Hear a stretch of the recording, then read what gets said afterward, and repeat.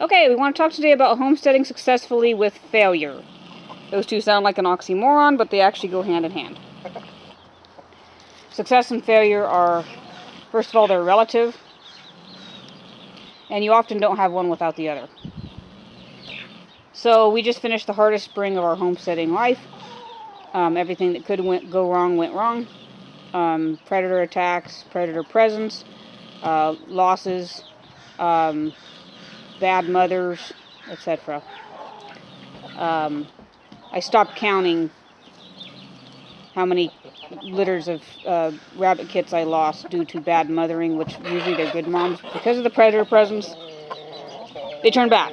And also we lost a doe in birth, which has only happened twice in 14 years. But all of this on the same year.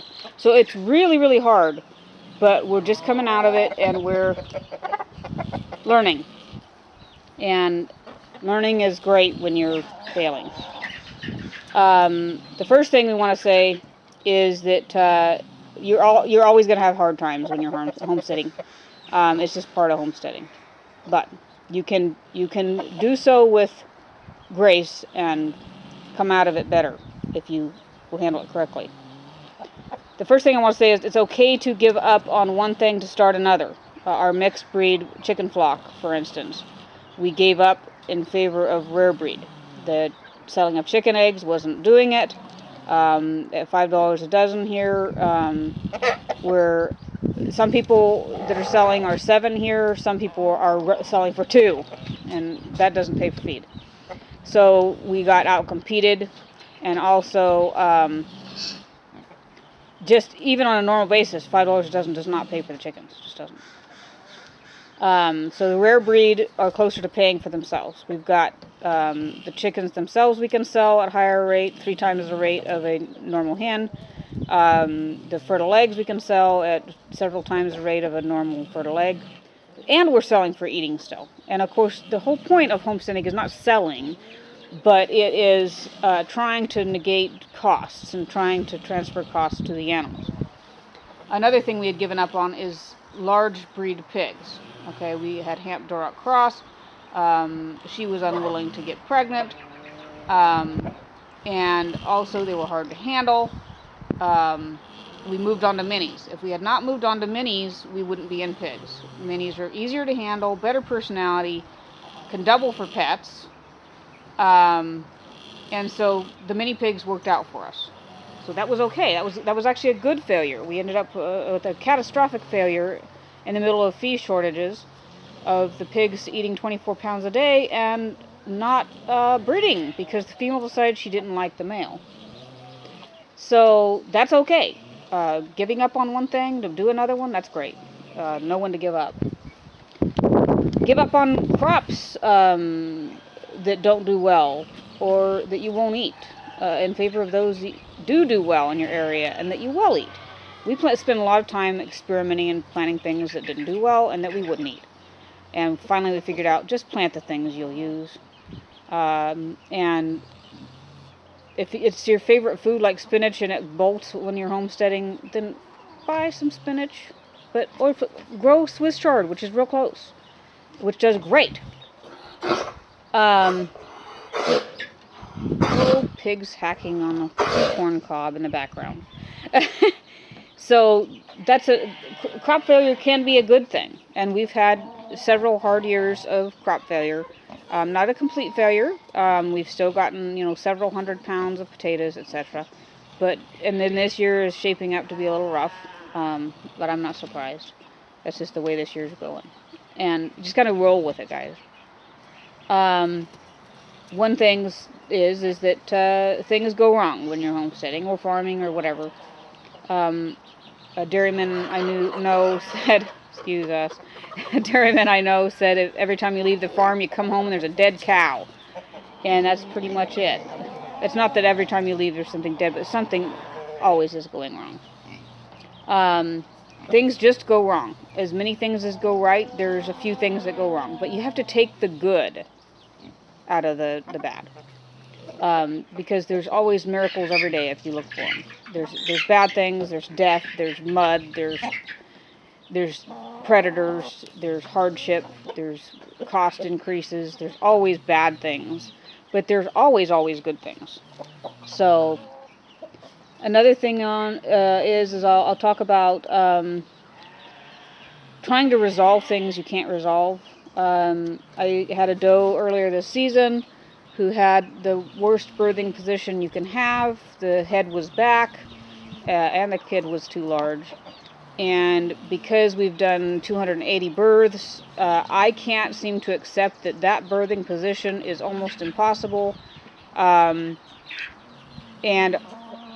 every time I've seen it, it has ended in the death of the kid and the doe. And had I given up on the doe sooner and did a terminal C-section, we could have saved the kid. But I was trying to save them both and prioritizing the doe, and I lost them both. So had I given up, and the Lord told me afterwards sometimes, because He told me to put the doe down, and I knew that, but I just couldn't accept I couldn't fix it. So I kept trying until it was too late for both. So it is okay to give up in that instance. And sometimes choosing the doe, because I was trying to choose the doe over the kid. We prioritize our does over the kids because those are our breeders. I was trying to, get the kid out however I could to save her. And sometimes choosing her, the Lord told me, is putting her down because she was suffering. Okay, I was trying and trying. I got up very quickly and realized I couldn't resolve this, and I was going to resolve it in the only way I could and save the kid, and then I changed my mind, and I should have given up then. Another thing is we had a raccoon attack. It took one of our ducks off the nest, who was nesting in an unauthorized location. And I was there nearby when it happened, and I ran over there, and I grabbed the duck, and the duck's neck was skinned all the way up. And I looked at her, and I said, I can fix this. There's things you can't fix. That's one of them. Society says you should try and keep trying until you pass out and die. But I'm telling you what we've learned over our homestead career. Sometimes it is okay and necessary to give up. Giving up is not necessarily failing. It's just giving up for that moment. Homesteading is hard and should be hard. It is one of the ways that we develop what our grandparents called character and integrity.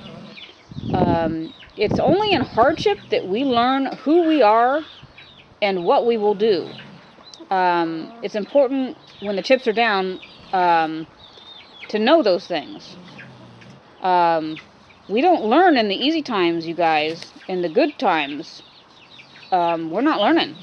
First 7 years of our homesteading with goats, we had no real problems, and we learned nothing.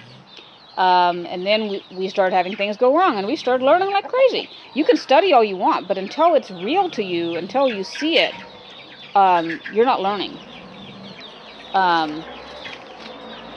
So we learn in hardship. So this is why sometimes the Lord brings it. So we'll learn.